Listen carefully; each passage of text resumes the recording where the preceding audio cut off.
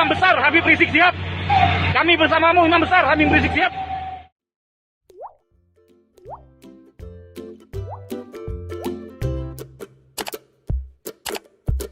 Sebuah video singkat menjadi perbincangan di media sosial pada Selasa 10 November 2020 lalu.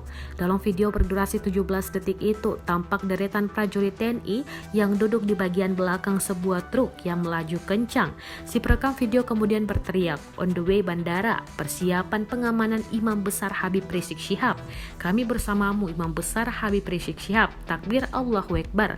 Belakangan diketahui prajurit yang merekam video dan mengucapkan kalimat "kami bersamamu Habib Rizik" itu adalah Kopda Asyari.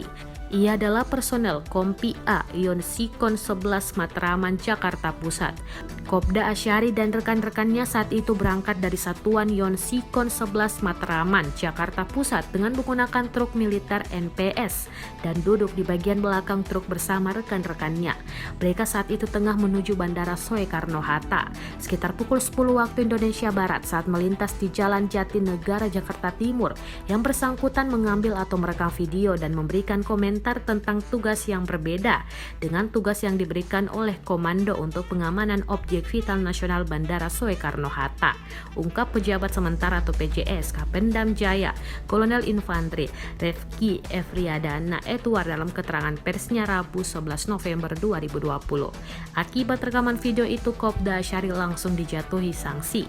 Kolonel Refki mengatakan yang dilakukan oleh Kopda Asyari dengan mengucapkan "kami bersamamu Imam Besar Habib Rizik Syihab" tidak bisa dibenarkan karena saat membuat video Kopda Asyari tidak memiliki tugas mengamankan kedatangan Habib Rizik dari Arab Saudi.